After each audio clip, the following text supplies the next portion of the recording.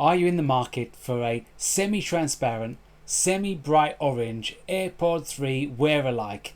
If you weren't before, then maybe you will be after watching this review of the TrueFree T3. Not content with releasing a whole host of different earbuds under the SoundPEATS and before that Dudios brands, the Shenzhen Ginto E-Commerce Company have released a sub-brand, and they didn't have to think too hard about the name. They've borrowed the TrueFree from SoundPEATS and are going solo.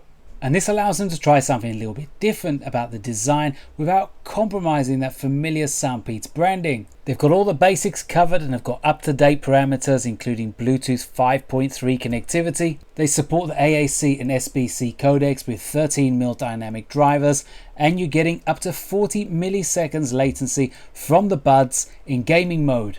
They feature AI environmental noise reduction to improve your voice calls. 7 hours battery life, which extends to 28 with the case. They're using the familiar SoundPEATS control scheme, and their portable and lightweight footprint makes them ideal for those who are on the move. They're also the first under this brand to try out the oversized lollipop style fit. As far as I see it, where SoundPEATS are adding more and more features such as multi-point, even in their lower budget range, that creates some room for those who are on a really strict budget and are looking for something de-featured that just gives you good performance across all the basic parameters, and the TrueFree T3 definitely give you that. Today we're going to be going through all the usual areas, unboxing, look at the call quality, audio quality, the fit and the ergonomics, and the battery life. Without further ado, let's dive straight into that unboxing. If you've been around the TWS game for long enough to remember Dudios and some of SoundPEATS' early releases, then the unboxing experience here has a very familiar feel.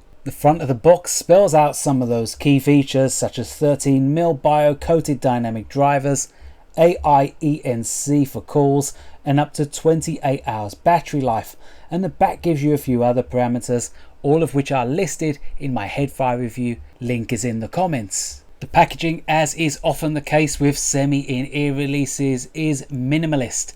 You're not getting any tips because they don't use tips. All you're getting is a spare USB A to C charge cable and the manual. And if the look and feel to that manual is familiar, it's because it's identical to how SoundPEATS manuals look and feel in 7 different languages, and spelling out things like the control scheme, both with diagrams and with text to good effect. The charge case is a tiny little bright orange affair.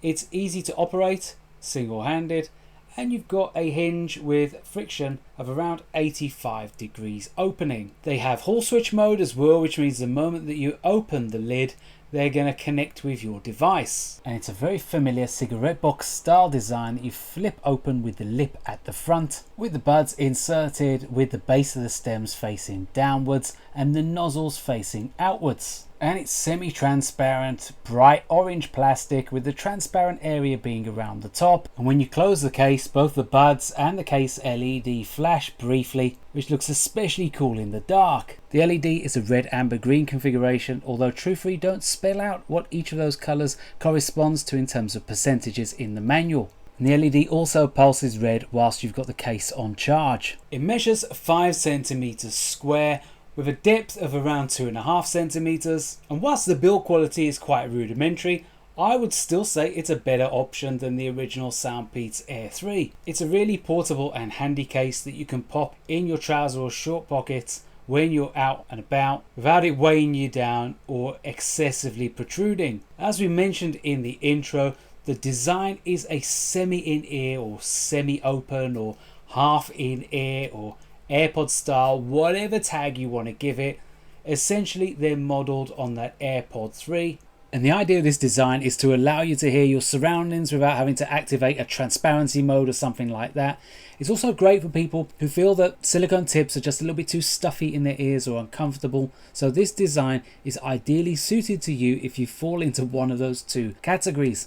And the earbud itself, like the case, is semi-transparent, with the only non-transparent area being the matte fingerprint area at the top of the stem for your touch controls. And I have to say, having this kind of cutout is far less prone to accidental touches than on the Air 3, for example. Flip it round and you'll see that it has that kind of oversized lollipop style design, with the matte area being the section that goes into your ear, and the stability is really good. They passed the shake test quite comfortably. Sometimes the combination of being out and about, walking, wind, maybe talking on the phone as well, chewing, these things can cause your semi-in earbuds to come loose on some models. It wasn't the case on the T3. Even if you have to get a light jog on to run for the bus or the train or something like that, I don't think they're going to come loose. And even though the design looks on the face of it almost identical to the QCY T20, I found them slightly more secure and slightly more comfortable.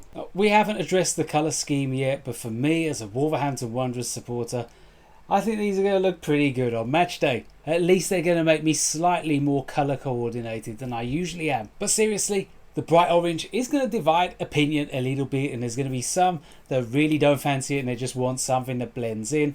But I've seen on the earbuds subreddit plenty of times where people have been looking for something a little bit brighter that they can't misplace quite as easily, or it can draw attention to them when they're looking for their earbuds. I don't have that problem personally, but if you are the kind of person who misplaces your earbuds easily, then maybe this bright orange colour scheme might be for you. So in terms of the audio and sound signature, when you look at the graphs, the first thing that you notice is that the lower frequency response is pretty much non-existent, like its wearer-like the QCY T20. And it is worth remembering that this response is largely down to the design. The measurements are based on what makes it to your ear rather than what actually comes out of the driver. And with semi-in earbuds, because they sit back away from your ear canals, you do lose some of the emphasis of the bass response straight away. Were you to push them into your ear canals a little bit closer, you realize very quickly they aren't tuned without any bass at all. It's just the way that the IEC coupler is measuring them. Now, compared with the T20, the T3 definitely carry a little bit more weight to them, especially in the mid bass. Even so, it's a definitely more palatable sound than something like the QCY T20 that's a similarly priced, similarly shaped earbud, but that could sometimes sound a little bit too bright. The bump at around 100 to 150 Hz boosts the bass harmonics, although never detracting from vocals, which come through clearly front and center. On Side to Side by Ariana Grande, the wasp style sound which accompanies the verses definitely lacks the warp which you feel on bass centric IEMs, and both hers and Nicki Minaj's vocals take center stage. Percussion has some texture, but it lacks a little bit of detail, and the dip between 3 to 7K does subdue a little bit of the energy from kick drums, which can sound a little bit lightweight and thin, as is often the case with semi-in earbuds. On rock and acoustic sounds, they come into their own a little bit more. Take Tears for Fears, Everybody Wants to Rule the World, for example. There's a strong emphasis to synths and guitars, and the vocals are given plenty of room to breathe without blending into the acoustics, with a drop off in the trebles ensuring that they never sound particularly fatiguing, despite sounding a little thin overall. Even so, we've got to remember this is a £20 set of semi-in earbuds, and for me you're getting a pretty good return. Calls on the T3 are a welcome surprise. There's AIENC built into the model, and you can tell that this comes across in the outdoor and indoor tests which I'm going to be taking you through now. We're testing the TrueFree T3 in an outdoor environment, and we're trying to replicate what you could expect on the daily commute when you've got a variety of different traffic and environmental sounds trying to infiltrate your voice call when you're walking to work, college, school, the train station, etc. There's a little bit of wind here. I'm in a reasonably busy city here in the UK around rush hour. So this is kind of what you can expect in those scenarios. And this time we're testing out the TrueFree T3 in an indoor environment, a busy indoor environment, and it's the same location where I put 37, I think it was, different sets through the 2023 call quality test.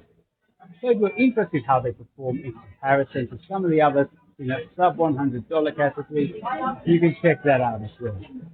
This is what you can expect them to perform like in a coffee shop, a busy corridor, maybe a busy office as well, something like that.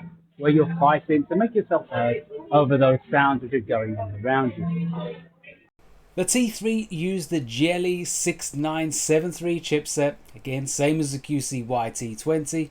It's Bluetooth 5.3 enabled, and I got good stability at up to 10 meters throughout the duration of my tests. There's no app support unfortunately on this model, so if you're an Android user you're stuck with Wavelet, which isn't necessarily a bad thing. With iOS you're stuck with the default EQ. You're also stuck with the default controls, and again this isn't necessarily a bad thing. TrueFree have adopted the same control scheme as SoundPEATS do with their non-ANC buds, where you've got full control over volume with single taps. Holding down for 1.5 seconds for either bud cycles you through your tracks, and you triple tap right for voice assistant and left for gaming mode. And on the subject of gaming mode, the latency actually isn't too bad. It's pretty good on videos and casual gaming out of the box, but the lip synchronization is just a little way short, just a fraction of a hair. This can be improved by activating gaming mode.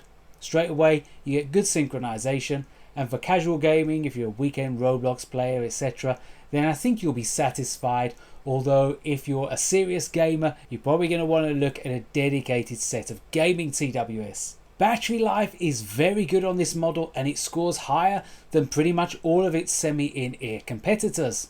I got just over 6 hours on the first go and just under 6 hours on the second, where I was taking a few more calls than the first time around. A comfortable volume for me is between 70 and 80%, so that probably explains the discrepancy from the advertised level slightly. This was on the AAC codec, and the buds support both AAC and SBC, and you get 3 additional charges from the case. The case and buds take a total of around 2 hours to charge, maybe slightly less than that. Unfortunately, there's no quick charge feature on this model. There's also no multi-point, so as you can see, that combined with the lack of app support really does represent a defeatured scaled back bud which just focuses on doing the basics well. So overall, I think the TrueFree T3 is a very decent option if you're hamstrung by your budget. At £19.99 with a 5% off voucher on Amazon UK currently, this represents cracking value, almost unparalleled if you're looking for a semi-in earbud and you don't want to push the boat out too much. And because they do all the basics pretty well, the sound is pretty decent, call quality is good, you've got full control and decent connectivity. As a backup set or a spare set over your more expensive buds, they represent a fantastic option. Sure, they lack a number of the bells and whistles that you get with some more expensive earbuds, but sometimes that's actually preferable to dodgy app or suspect in-ear detection or spotty connectivity, which we've seen quite a few times with releases where you pay even double the amount that you would pay for the T3. Let me know what you think of the T3 in the comments section. Do please give the video a like if you found it useful, and subscribe for further reviews, updates, ANC tests and call quality tests. For now, it's ReganCipher signing off.